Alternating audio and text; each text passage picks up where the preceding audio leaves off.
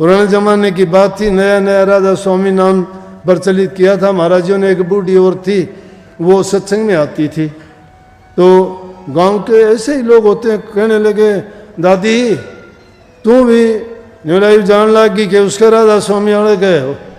न्यूला के क्यों, वो भी पक्की थी, बोले क्यों तेरा के भी रट दिया। न्यूला के ले तो फिर के मिल गया बूढ़े। न्यूला मानांगे तेरा के ठेका है, और उन्होंने हाथ पर लिखवा न्यूला यो लिखवा रखा तेरा खसम बेट देने के करेगा। कहने का मतलब जो आदमी अपने हृदय में अंकित कर लेगा उसको कौन मेट देगा भाई। बात बड़ी सादी है। अरे तुम हृदय में ही तो नहीं रखते किसी चीज को, जब हृदय में रख लोगे तो किसी को दिखाने की बताने की जरूरत नहीं है। यही सच्ची भक्ति है। बुराई किसी की करो ना, तुम्हारी करता है करने दीजिए, थोड़े टाइम के बाद देखोगे ना वो उसी के पास लौट के चली जाएगी, उसी का नाश करेगी वो। लेकिन तुम सच्चे होने चाहिए, किसी को हक नहीं है। खोटा मंदा कोई करता है वो खुद भरेगा, आप उस खोटा मंदा करने से बच जाइए, बल्कि उनकी तरफ दृष्टि भी ना करिए। दृष्टि क्यों ना करिए, जिस चीज़ पे दृष्टि डालोगे, जैसी चीज़ तुम देखना शुरू कर दोगे वैसी आदत बन जाएगी। बुराई देखने की आदत है तो बुराई देखने के लिए आंखें तुम्हारी ललायित रहेंगी हमेशा कि आज तो कुछ दिखाई नहीं दिया। अगर चुगली सुनने की, निंदा सुनने की इन कानों को जरूरत पड़ेगी तो पड़ोसनों के रोज द्वार खटखटाओगे, आज तो आई को नहीं, मैं देखती रही आज तो के बात के बन काम हो गया था, मैं काम चली गई, आजा बैठाएंगे थोड़ी देर। वो थोड़ी देर बैठना, कान में इसी दवाई डाल के जाकर वो शांति से पानी नहीं पीने दे। इसलिए उन चीज़ों की तरफ कभी ध्यान ना दो, बुराई की तरफ ध्यान ना दो। अपनी ज्ञान इंद्रियों और कर्मेंद्रियों को शुभ कर्मों की ओर लगाओ, नेक कामों की सोचो। अपनी बुद्धि में बुरी चीज़ों का प्रवेश अगर करने दोगे तो वही ऐसी फसल बन के तैयार होगी जो तुम्हें बर्बाद कर देगी। मन के हृदय में प्रभु नाम के भक्ति के बीज बोइए, जिससे शांति प्रेम पैदा होगा, कलह और कलेश का विनाश होगा, संतोष और धीरज आएगा, धर्म और धैर्य आएगा, जिसके कारण तुम भी सुखी और तुम जिसके साथ बर्ताव व्यवहार करोगे वो आदमी भी आपकी बातें सुन के, आपके व्यवहार से, आपके रहन सहन से वो भी शांति प्राप्त करेगा और कहेगा कि हाँ भाई वो हो, उस आदमी के पास बैठा बड़ा भगत आदमी है, उसकी बातों में बड़ा आनंद आता है, उसकी बातें सुन के बड़ी शांति मिलती है। क्यों मिलती है कि उसकी जबान में मिठास होता है, उसके शब्द सच्चे होते हैं, और जो प्रभु भक्ति करने वाला होता है उसकी बातों में आनंद और रस ही नहीं, वो शक्ति से भी परिपूर्ण होते हैं। वो अगर सही सच्चे मन से कोई बात कही जाती है वो बात भी सत्य होती है। तो किसी घड़ी में किसी को अच्छी बुरी बोली जाती है तो वाक सिद्धि के कारण उसको वैसा काम भी करती है। इसलिए ऐसा करते वक्त तो कई बार ऐसी बातें होती हैं तो सोचना पड़ता है कि क्या कह दिया, क्या बोल दिया, ऐसा नहीं बोलना चाहिए था। क्यों? कुछ समय के बाद वो बात वैसी हो जाती है। परंतु किन के साथ होगी? अगर तुम अनसिद्धियों को ही बड़ा मानते हो तो मैं तुम्हें तरीका बता देता हूँ, कर लो। तुम डरते फिरते हो तांत्रिकों से कि पता नहीं तांत्रिक क्या कर देगा। तांत्रिक क्या कर देगा? तांत्रिक तुम सारे बैठे हो, जिसके पास तन है वो तन की क्रिया कुछ भी कर ले, कुछ भी कर लो। शरीर में ताकत है तो कुछ भी कर सकते हो। जो तन के द्वारा क्रिया किए जाए वो तांत्रिक है, जो मंत्र के द्वारा किया जाए वो मंत्र उच्चारण की बात है। और संत मत की शिक्षा यह है मंत्र उच्चारण नहीं, इसमें सभी प्रकार की क्रियाएं, तांत्रिक भी, मानसिक भी, आत्मिक भी, तीनों प्रकार की क्रियाएं, तन की भी, मन की भी, रूह की भी, हर प्रकार से जो हर क्षेत्र में इंसान को उठा लेती है, पवित्र बना देती है। दुनियादारी के कामों से जो फंसे हुए बंधन हैं उनसे हमें निवृत्ति दिला के और उस मालिक की ओर ले जाती है। लेकिन कब ऐसा होगा? जब हमारे घरों में शांति होगी, हमारे मन में शांति होगी। हम जिसके घर में शांति नहीं है वो घर शमशान घाट के बराबर है। जिसके घर में शांति है, प्रेम है, वो घर समझो स्वर्ग के समान है, जहाँ बूढ़े बुजुर्ग की इज्जत कदर होती है, माँ बेटियों की इज्जत कदर की जाती है, किसी को दुख पीड़ा नहीं दिया जाता। लेकिन आज हालात हैं, जवान बच्चे नशे की लत में पड़ गए, बच्चे स्कूल कॉलेजेस में पढ़ते हैं, वो इन फ़ोनों के चक्कर में आके झूठी बातों में फंस जाते हैं। सांग सिनेमा में जो बात तुम्हें दिखाई जाती है आज, जो नंगा नाच हो रहा है, पसंद तो हमें नहीं है भाई, लेकिन क्या करें, अगर किसी को कहते हैं तो विरोध हो जाएगा हमारा ही, इसलिए बड़ा सोच समझ के बोलना पड़ता है। अब वो तो पैसे के लिए कुछ भी करवा लो, पैसे के लिए तो हम भी नहीं चूकते। किसान लोगों ने जहर बोना शुरू कर दिया, सब्जी में जहर है, दूध में जहर है, अनाज में जहर है, मरो कोई भी मरो। खाने के लिए अलग गेहूँ बोते हो, बेचने वाले में 4-4, 5-5 कट्टे यूरिया के डालते हो। कोई तो इंसान खाएगा उसको, दुख तो देगा, जहर तो पैदा करेगा, बीमारी पैदा करेगा। जवान जवान मृत्यु हो जाती है, किसी को कैंसर होता है, किसी को हार्ट अटैक होता है, किसी को शुगर की बीमारी, किसी के शरीर में ऐसी ऐसी पीड़ा है, डॉक्टर इलाज खोजते रह जाते, इलाज ही नहीं है उनके पास। हमने किसके लिए, 4 पैसों के लिए ऐसा काम कर दिया। दवाई बेचने वाले दवाइयों का सही दवाई नहीं बनाते, हर चीज में सब में मिलावट हो गई। फिर कैसे हम ये सोच लें कि ये होगा। अब फिल्म बनाने वाले नहीं देखते कि बच्चों के दिमाग पर क्या असर होगा। उनमें 20-20, 25-25 बदमाश गुंडे किसी को लूटते, किसी को खसूटते, किसी का कत्ल करते, मारते, बैंक लूटते दिखाते हैं। बच्चे वही काम जो है अपने असली जीवन में करना शुरू कर देते हैं। ये कभी संभव है क्या? एक आदमी 15-15 को मार के और खुद फिर भी जिंदा रहता है। वो बात सिखा दी इन बच्चों को।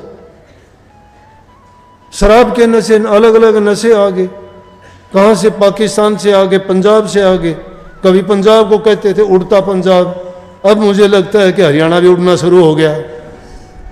जवान जवान बच्चे इंजेक्शन लगाते हैं, क्या दवाई लगाते हैं पता ही नहीं, क्या क्या पीते हैं। मैं अभी पिछले दिनों दार्जिलिंग गया था, पैड़ियों पे एक लड़का बैठा है। मेरी आदत है मैं ऐसे ही चलते फिरते भी किसी से यूँ ही बोल लेता हूँ। वो पैड़ी पर बैठा बैठा एक वो पता नहीं कागज़ फाड़ के फिर उसको कागज़ को गोल करके उसमें डाल के वो कर रहा। मैं बोला क्या है? बोला गांजा। क्यों पी रखा उसने पहले ही?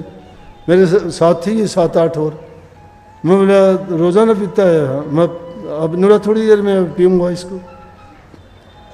सरेआम इस प्रकार से नौजवान बच्चे उस लत में पड़ जाते हैं। उनके माँ बाप दुखी क्या इसलिए पैदा किए थे? नौकरी नहीं मिलती है, पढ़ाई नहीं करते हैं, स्कूल भेजते हैं, कोई मोह नहीं माँ बाप में, नहीं रिश्तेदारों में, नहीं भाई बंधों में, नहीं। 1 मिनट में दूसरा कोई भी बहका देता है। लड़की घर छोड़ के चली जाती है, लड़का घर छोड़ के। मेरे पास 2-3 केस आते हैं। लड़का गया था, आया नहीं जी, अकेला गया है, ना किसी के साथ गया है। लड़की की आती है, बताओ जी मेरी लड़की घर आ जाएगी। क्या हो गया ये? क्यों होता है ऐसा? संस्कारों की कमी। हम यहाँ बैठ के गर्दन हिलाते हैं, अपने बच्चों को नहीं संभालते। इतने लापरवाह है, उनको छोड़ के कहते हैं पता नहीं है क्या पढ़ेगा, क्या बनाएंगे इनको। तुम्हें वो जब काम करते हैं उनके विचार तुम देखते नहीं हो, कैसे वो सजते संवरते चलते फिरते घूमते हैं। माँ बाप को तो पता लग जाता है। माँ बाप तो सबसे बड़े उनके हर प्रकार के ज्ञाता है कि वो किस चाल में चल रहा है। फिर उनकी शिकायत क्या? लेकिन माँ बाप खुश हैं, करो कुछ भी करो, सभ्य बनाते हैं। अगर कोई कहते हैं तो कि कोई नहीं, आजकल सभ्यता है, ऐसा ही चलता है। ठीक है, सभ्यता है। ये कौन सी सभ्यता है? सभ्यता तो ये है माँ बाप की इज्जत कदर करना सीखो, अच्छे संस्कार सीखो, मेहनत करो, सच्चाई के रास्ते पे चलो, अच्छे गुणों को अपनाओ, झूठे गरीब की सहायता करो। ये धर्म था हमारा, ये संस्कृति थी। किसको सत्संग सुनाएंगे? कौन भक्ति करेगा? बताओ मेरे को, कौन करेगा उस नाम का सुमरण? चिंता तो लगी रहती है बच्चे की, बच्ची की, रोजगार की, पेट भरने की, लड़ाई झगड़ों से बचने की, कोर्ट कचहरियों के मुकदमों से नहीं निपट पाते हो। अरे समाज में शांति लेके आओ। वो शांति हमारे से शुरू होगी, एक आदमी से शुरू होगी। घरों में प्यार प्रेम रखोगे, बच्चों को अच्छी शिक्षा और अच्छे संस्कार दोगे। कुछ भी बच्चों को देने की जरूरत नहीं, धन ना दो, घर मकान ना दो, अच्छे संस्कार दे दो, सब कुछ अपने आप कर लेगा। अच्छे बच्चे भी हैं, ये नहीं है। अच्छे बच्चे अपने माँ बाप के आके शिकायत करते हैं कि मेरा पिता नशा करता है, मैं क्या करूं। जवान बच्चे हैरान होते हैं और खुशी भी होती है। और उस आदमी को बुला के कहते हैं कि लानत है तुझे, तेरा बच्चा तेरे बारे में ये कहता है, तू पिता है, ये बेटा है। पिता तो बच्चे को सुधारे, अच्छी बात है, लेकिन बच्चा पिता को सुधारता है, लेकिन उसमें भी बुराई नहीं है। शर्म आनी चाहिए हमें। जब आदमी शर्महीन हो जाता है, शर्म नहीं करता है, बेशर्मी का पर्दा कोई ओढ़ ले तो फिर कोई कुछ भी कह ले, उसको कोई लगती नहीं है। इंसान बुरा करके भी सोचता है मैं बुरा नहीं हूं, फिर भी छिपाना चाहता है। जब तक दिल का पाप प्रकट करके कोई नहीं कहता है, वो पाप खाता रहेगा उसको, चाहे लाख छिपाने की कोशिश करो। जब तक ये तुम्हारे हृदय में शांति नहीं है, तुम अपने घर वालों के नहीं, रिश्तेदारों के नहीं, भाई बंधुओं के नहीं, तुम्हारा लड़ाई झगड़ा 2 इंच जमीन के लिए है, नाली छोड़ने के लिए है, घर के बीच का रास्ते के लिए है, दीवार के लिए है, बंटवारे के लिए है, खेती की जमीन, प्लाट की जमीन, मकान की जमीन, दीवार पर ईंट नहीं रखने देते। भाई भाई का कहाँ लेके जाओगे? यहां तो जितने आए थे सब चले गए, रावण जैसे गए, कुछ भी हाथ नहीं आया, छोड़ गया सब। सिकंदर चला गया, क्या हाथ आया? अशोका जैसे महान चले गए, रामकृष्ण अवतार चले गए यहां से। कितने कितने ताकतवर थे, किसी के हाथ पल्ले गया कुछ है? हमारे लिए कुछ नहीं छोड़ते, वो कुछ नहीं बचता। अगर ले जाते तो हम भी नहीं लेके जाएंगे, लेके जाएंगे अपना कर्म साथ। इसलिए कर्म बनाओ। कर्म जो अच्छा बना लेता है उसका जीवन सफल हो जाता है, जो अपना कर्म बिगाड़ लेता है उसका जन्म बिगड़ जाता है, और नहीं पता वो किस योनि में डाला जाएगा। ये चोला बड़ा मुश्किल से मिला था, ये तन तुमने दुर्लभ पाया, कोटि जन्म जब भटका खाया, या को अब वृथा मत खो, छिन छिन चेतो भक्ति कमाओ। भक्ति करो तो गुरु की करना, मार्ग शब्द गुरु से लेना, शब्द मार्गी गुरु ना हुए तो झूठा गुरु आई लेवे। शब्द मार्गी गुरु जब तक नहीं मिलता है, ये दुकानदार गुरु बने बैठे हैं, इनसे बचो, वो ठग हैं, लुटेरे हैं, उनके पल्ले कुछ नहीं है। कहते 2 शब्द सुन के नाड़ मारने लग जाओगे, ये तो गुरु बन गया। इसे गुरु तो थमे सो कह दिया करो, इसे गुरु तो हम भी सा भाई, तेरे 4 याद होंगे, हमारे 8 याद है। सच्चे गुरु कब बनोगे? गुरु नाम ज्ञान का है, गुरु नाम समझ का है, गुरु नाम विवेक का है। गुरु बनना चाहते हैं तो गुरु अपनाओ। गुरु गुरु से ही मिलता है। जो गुरु से गुरु ले लिया, जो गुरु के बताए अनुसार काम करता है, उसी का जीवन सफल है। जो गुरु की आज्ञा में नहीं चलता और गुरु की बात का वचन की अवज्ञा करता है, उसको कोई बचाने वाला नहीं है। 3 लोगों कहीं भी घूम के आ जाना, बचेगा तो गुरु कृपा से बचेगा, और नहीं तो यह जो बात कही ना कि गुरु बिन कौन बचावे, गुरु बिन कौन बंधावे धीर, भाई बंधु नहीं बनाएंगे, लड़ाई झगड़ा कर लेंगे वो तो। माँ बाप भी बेचारे चले जाएंगे, कहाँ धीर बंधाएंगे? दुनिया के दुख पीड़ा किसके सामने रोओगे? गुरु के सामने। गुरु तुम्हारा हितकारी है, सच्चा हितकारी है। और दुनिया के लोगों से जिससे मिलोगे या तो हंसी मजाक उड़ाएंगे सुन के, और नहीं तो तुम्हारा अच्छा करने वाला कोई नहीं है। गुरु निस्वार्थी होता है, निष्पक्ष होता है। जो निष्पक्ष और निस्वार्थी होता है वही दूसरे को अच्छी बात और अच्छा निर्णय दे सकता है। स्वार्थी आदमी के पास जाओगे, वो तो अपने स्वार्थ पूर्ति से दूसरी बात जानता नहीं है, छोड़ देगा, वो गुरु को भी छोड़ देगा, सत्संग को भी छोड़, उसका कुछ नहीं लगता।